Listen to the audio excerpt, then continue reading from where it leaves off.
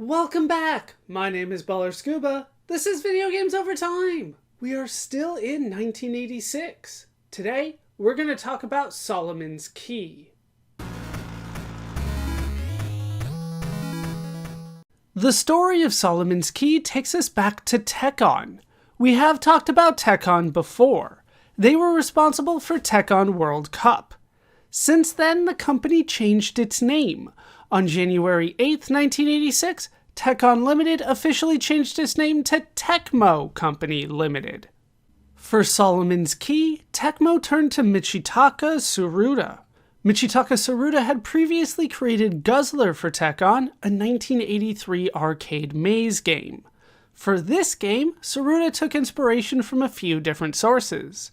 For the gameplay of the game, Tsuruta took inspiration from Lode Runner, but added to the gameplay by allowing the creation and destruction of tiles.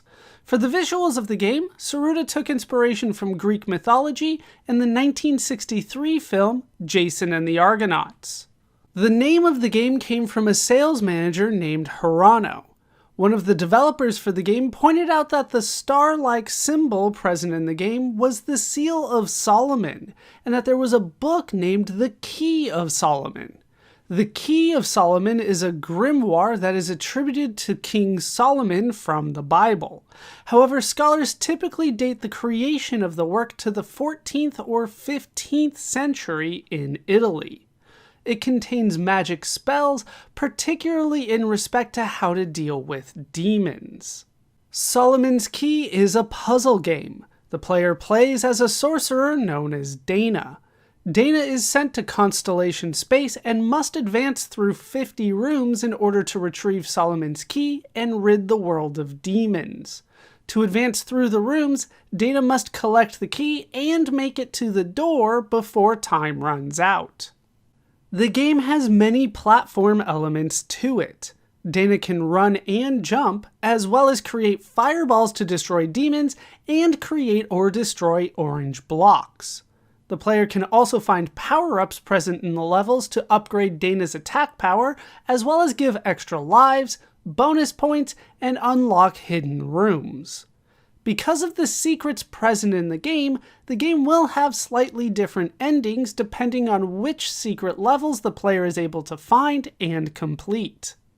Tecmo released Solomon's Key to arcades in 1986.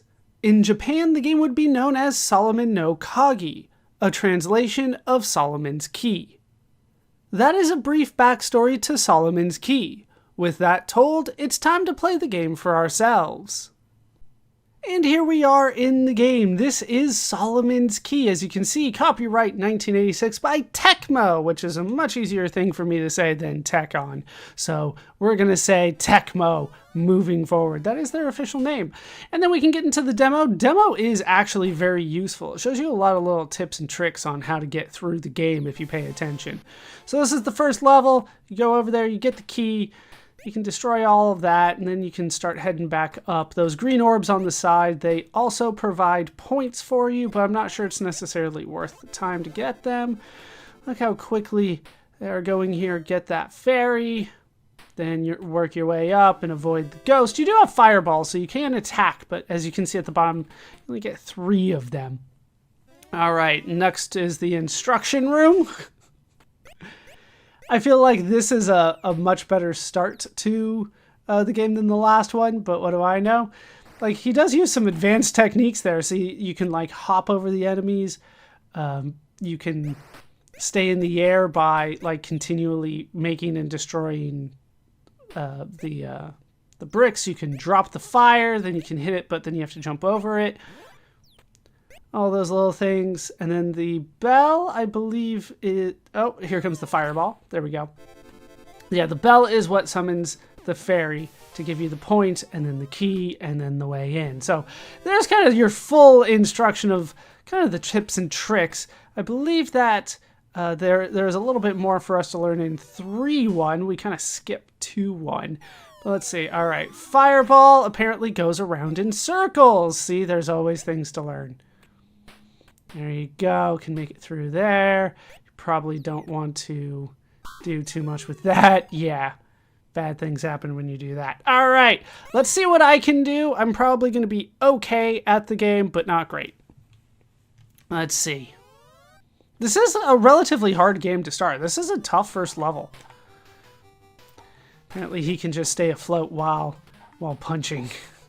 Let's go ahead and get that. And then instead of going the way that the demo went, we're going to go this way so I can get the green orb. Like that. And then I can just kind of drop down from there. All right, jump up and hit that. Then I can make my way up. And all of these, I believe, have something in them. Yep. All right. Nope. And I want to go jump. There we go. Didn't want to jump for me. All right. Can you come this way, fairy? There we go. Not going to bother with that one. It's a little bit too much work for me. Now, can I shoot a fireball at you? Not if it falls. So in there we go. All right, on to room 2-1. We did not see this one. All right, they kind of skipped this one, but this one's not too bad. Yeah, these guys just kind of go... They kind of just go that way. They will destroy whatever you hit. Whatever blocks they hit. So you need to be careful of that, but... Other than that, it's fairly straightforward. Now I can just kind of go this way until I get the bell. And then I can just drop down here. Come to me, fairy. And in there we go. Yeah, that one, I didn't need the tutorial too much about it because I'm already kind of familiar with the spinning heads of doom. All right, so we already saw the trick to this one. Just gotta time it right, apparently, but I am out of fireballs now. All right, hopefully that gives me a little bit more power. All right, then we can go that way. Is there anything in here? Then why does it exist? Just to bother me, I think. Okay, we're gonna put that one there. Oh, this is bad. Okay, away you go that way, and I can jump over you. And then... No! I complicated things and then didn't work out the timing as well as I thought I did. Okay, that's going to be a problem now. Because that's gone. Alright, we timed that okay. Alright, I want to go there. And then... There! Alright, timed that right. Just don't deal with anything if you don't have to.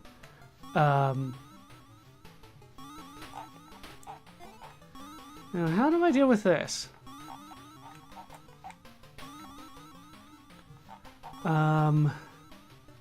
This looks more difficult than I imagined. Oh, okay, I can just drop down here. I thought that this was going to be Doom. Okay. And... Alright, got the key. Got out of your way. Okay, now you need to go. It would be great if you destroyed each other, but that's probably not going to happen. Okay, here we go. Can't do anything with you yet.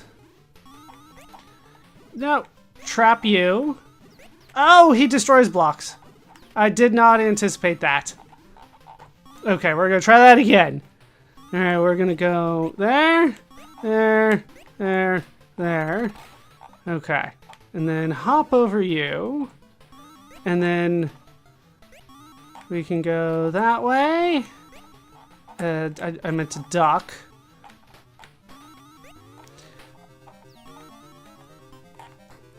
All right. Yeah, the time is running out here.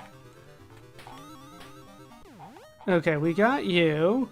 And then I have one fireball and very little time. Nope, couldn't quite make the jump. Couldn't quite make it. Oh, all right, well, that's something. We'll wait for you. I don't have any things left there. Okay, and jump. Oh, I timed it right before. And that is game over. All right, we'll give it another shot here. Because it will let me go here. But if I die 3 more times in this room, you know, we're just going to have to move on. Still no fireballs for me. Okay. And I hate the sound that it's doing for me right now. Okay, right there. I didn't jump. This is why I like a dedicated jump button and not up, because sometimes the diagonal doesn't quite work the way that I think it should. All right, there, okay. All right, there. Okay, time that one right. Then we can go that way, drop down. Try to time this one right, just drop all the way down. Luckily I can fall from whatever height I need to. And get you to go away. You guys are timed fairly close. Okay. Now we need him to come this way. Having a fireball would be great at this point. Okay. He goes away. There's my fireball back. I don't want to use it on you because I have other things to use it on. Okay. There. There. Okay.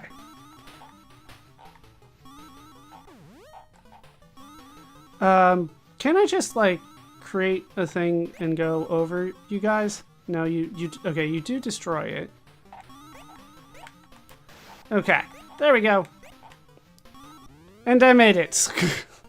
Now I'm thinking with blocks. Alright, oh, cast a spell at 3/3. Alright, I got a bonus room, but I want to get some of this bonus stuff. That's not what I wanted to do at all. But I will take it, and then up here, and then and then and can I get... Thank you. Alright, just keep on doing that. Get you, and then drop down here, and then there we go!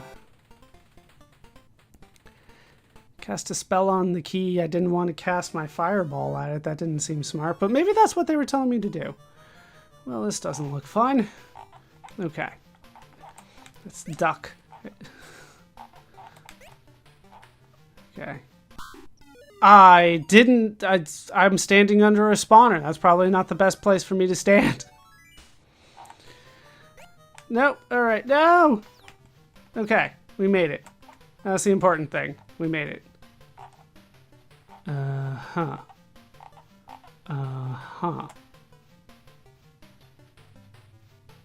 There. So that's... Nope. Alright, yeah. Once again, I didn't jump. I tried, but it didn't quite work for me. We're gonna do it one more time here. Yeah, I'm not the best at this, if you have not figured that out by now. Not off to a great start, either. Okay. Here, and then... hop. Once again, he doesn't quite do what I want him to do most of the time when it comes to jumping and ducking. Kind of, yeah...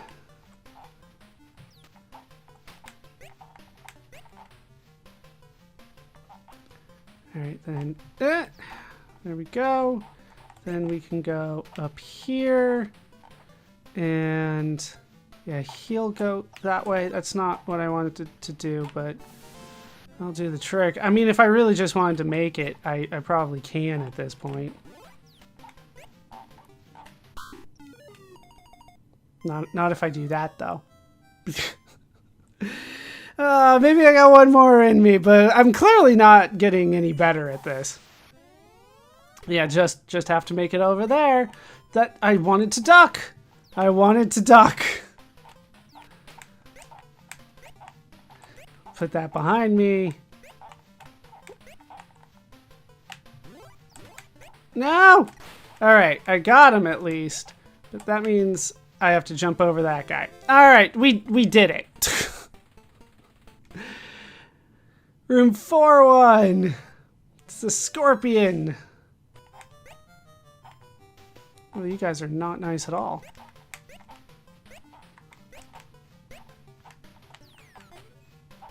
Okay. And I'm not thinking things all the way through here. I'm just kind of panicking and making a break for it.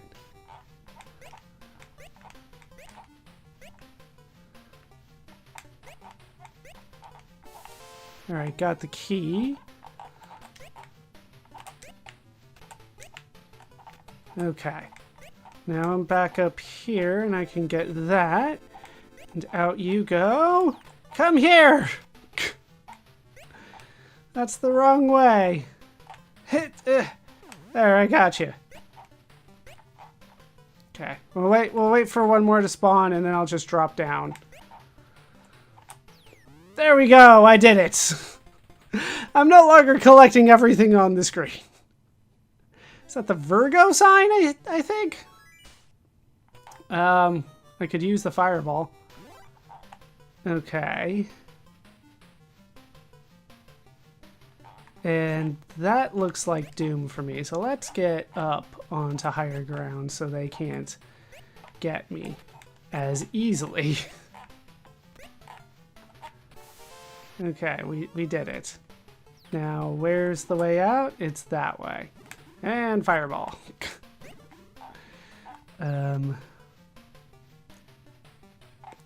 Question is, like, where do I want to make the turn? And I think I have to do it here, because that's kind of where I'm stuck. But I don't know if I can make the jump over that. Nope, nope, nope, nope. He jumped straight up, he didn't even try. Alright, can I just make a break for it this way? I did it! Look at all those points! Alright, round number 8. Oh, jeez. Once again, he's not always doing what I expect him to do. Okay. I trapped myself. Once again, not always thinking things through. Let's actually go, like, on the outside here.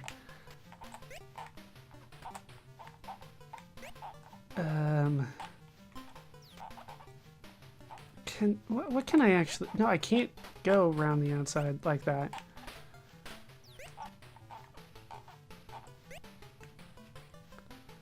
And now they're coming for me. Yeah, I got rid of one, but I was not going to get rid of the other. All right, so that's enough puzzle solving for me today. That is, it's an interesting game, but clear is going to require a few tries at each level for me, at least, before I can get through. I don't have the ability to just look at these puzzles and instantly go, I know what I need to do. And then executing them has also been an issue for me. So that is going to do it for playing Solomon's Key. So that is the game played. And with the game played, it's time to talk about how it holds up today. Playing the game today, I definitely had fun playing Solomon's Key. It's a fun game. It's a little on the difficult side, but not really. It just kind of takes a bit to understand and get over the learning curve, and the demo does a lot to get you to learn how to play the game, but there are still other aspects of the game that just take practice. And although I had some practice, it was clearly not enough, and I wasn't getting all that much better as I continued to play. The controls, once again, maybe just me, but there were definitely times when the character didn't move the way that I anticipated him to move. He either ducked or jumped or didn't duck or jump when I had wanted him to do the opposite. And that happened too often for me to not think that there was something with the controls, but maybe that is just something that I was experiencing. That's not too standard in the game. But in terms of the gameplay, I think the gameplay is pretty solid. There's a lot that can be done once you have a character that can create and destroy blocks, but they do introduce enemies that make it very difficult and require a lot of pre-planning and memorization in order to get past them, because you can create and destroy blocks. It basically compounded and escalated very quickly in this game. But once you get over a certain amount of aspects of the game will get easier to play. And we were probably a couple hours away from me getting to that familiarity with the game before I got to that point where I would just be like, oh, well, this is how I move these guys over here and all that kind of stuff. But the game is designed to be difficult. After all, it's an arcade game. They want you to drop quarters in quickly. And this does a good job of that because it seems easy. It looks like it should be pretty easy to figure out. You have a character that can do much more than a normal platform game would allow, and you have enemies that don't seem to move very quickly. So you should be able to do what you want in the game, but every once in a while something just comes at you to throw you off on that one. So the gameplay is difficult, but it's deceivingly simple, which is probably a good way to get people to drop quarters in there. Like, oh, I almost had it. Let's try it again. And this game does have a good replayability factor because of that. Not only because you keep thinking you can do better than you did, but also because the game does have multiple endings, depending on how many of the secret rooms you went into. If you collect all the things, destroy all the right blocks and all that kind of stuff. I did not try to look for those because I knew that I was going to have a hard enough time just kind of making it through the game. But in terms of the graphics, I think the graphics are good. Everything looks like it's supposed to.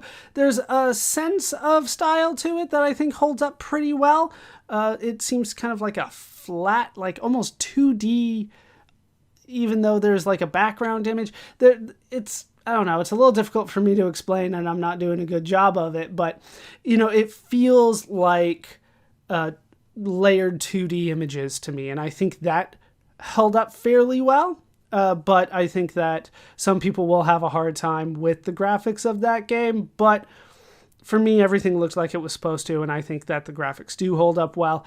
In terms of the sound, there were, some annoying sounds.